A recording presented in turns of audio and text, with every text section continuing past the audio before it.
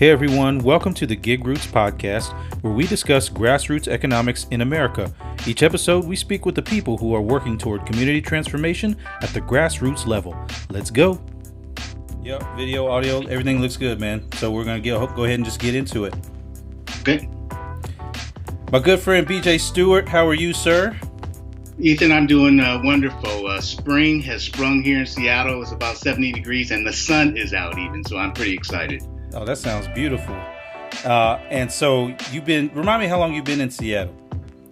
I've been in Seattle for 6 years. It'll be 6 years this July. And in June, I'll be celebrating my 5th anniversary here at Urban Impact. So it's been quite the ride.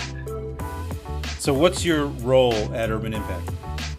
I serve as the Chief Operations Officer, and so I'm responsible for the internal operations of the organization.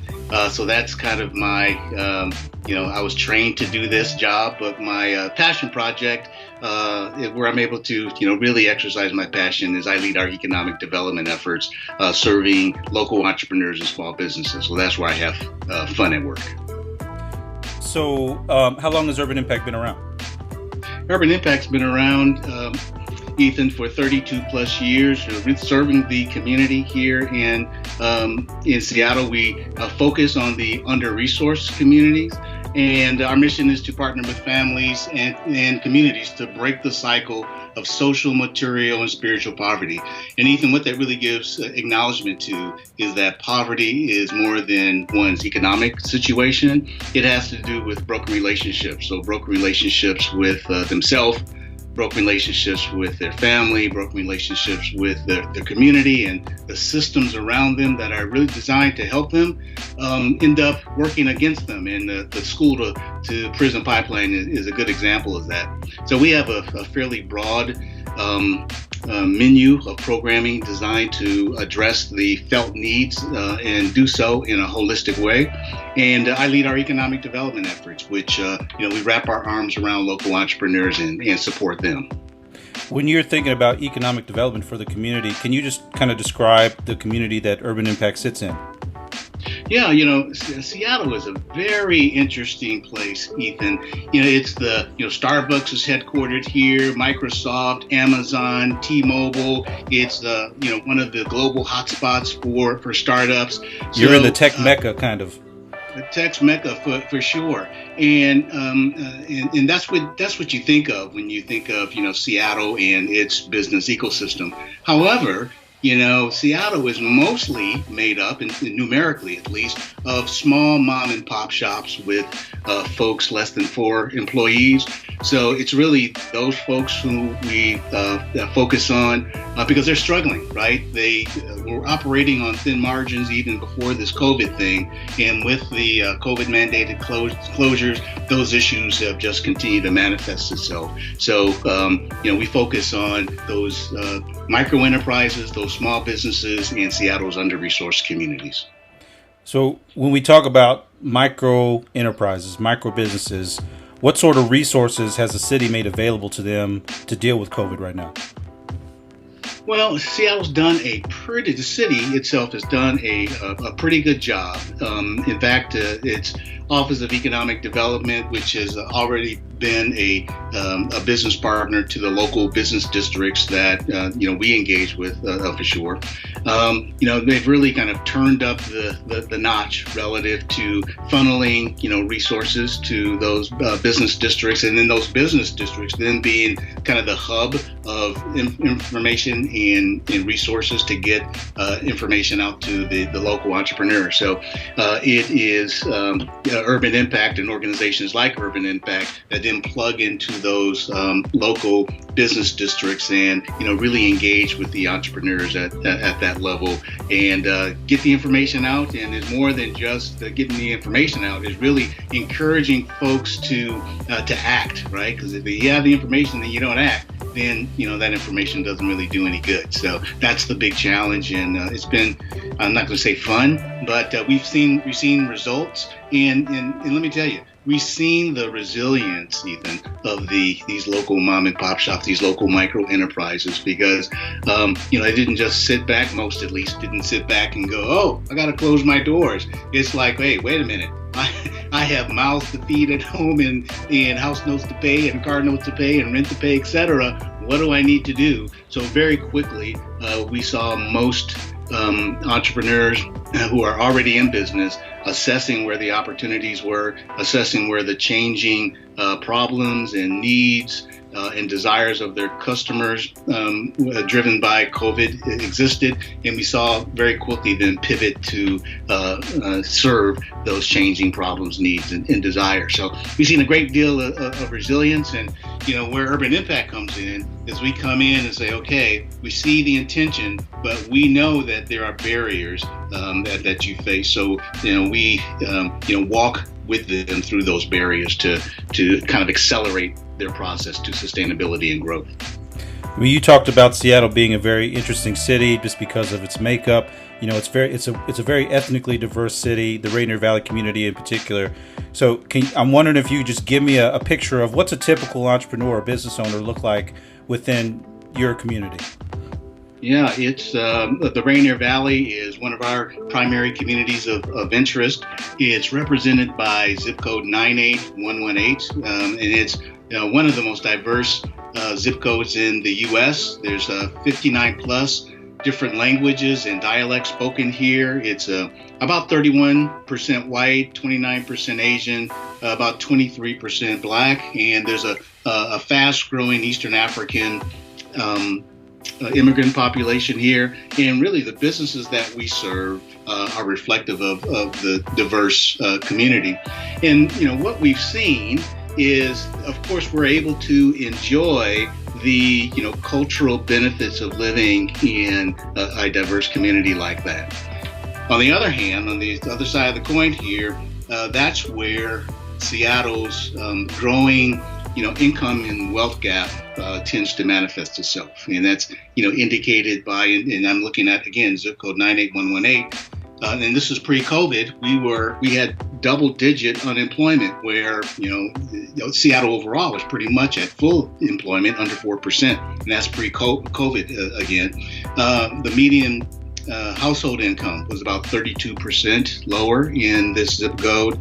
The median value of housing was 40% lower in zip code 98118. And even the average lifespan is about 10 years shorter than more affluent neighborhoods. So you can see the impact of the growing income and wealth gap here in Seattle. And that's where Urban Impact's economic development efforts come in. Because, for sure, poverty and the income and wealth gap, it's very complex and there's no silver bullet.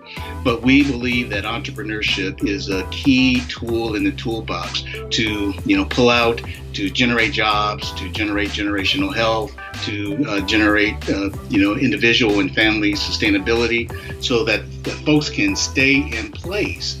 And as the development comes into, lower income neighborhoods, otherwise known as gentrification, we believe that supporting local entrepreneurs so they can stay in place, really leads to a thriving neighborhood. In fact, our tagline for our economic development efforts is transforming local entrepreneurs so then they can transform the communities where they work and live.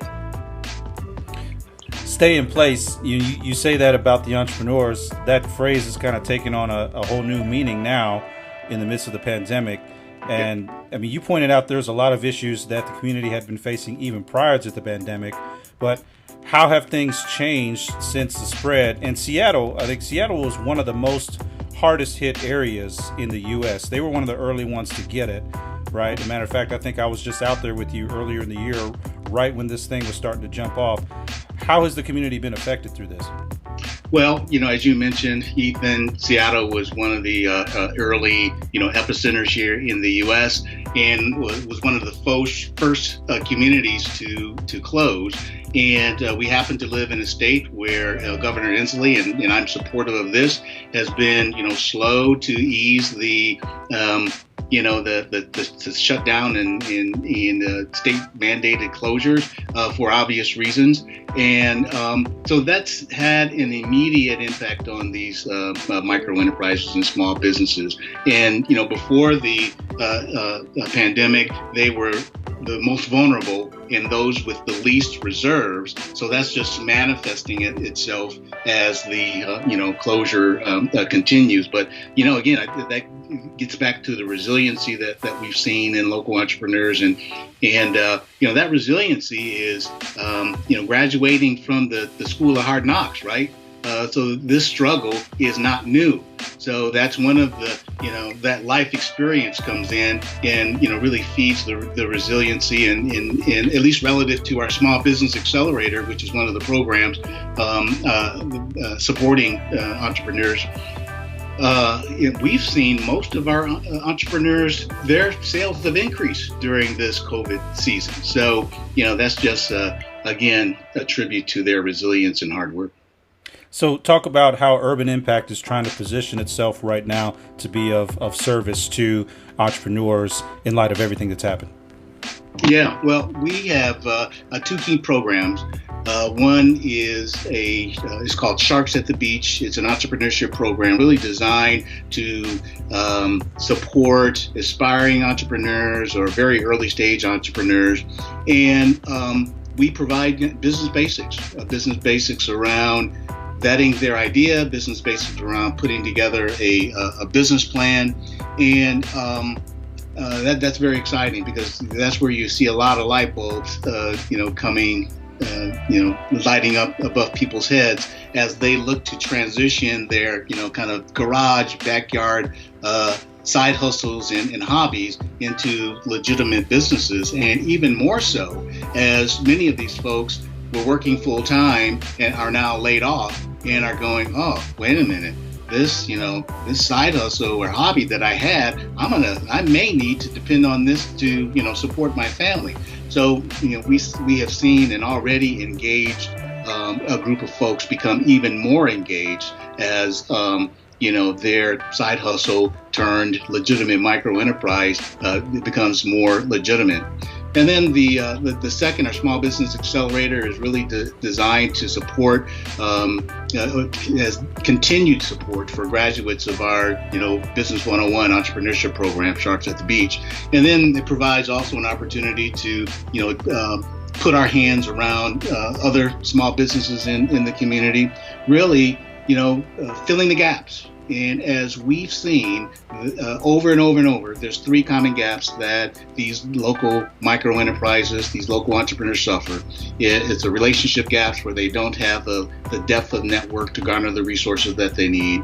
There's a knowledge gap where they don't have adequate business acumen to address the issues that they face in their enterprises every day. And then the third is a knowledge gap.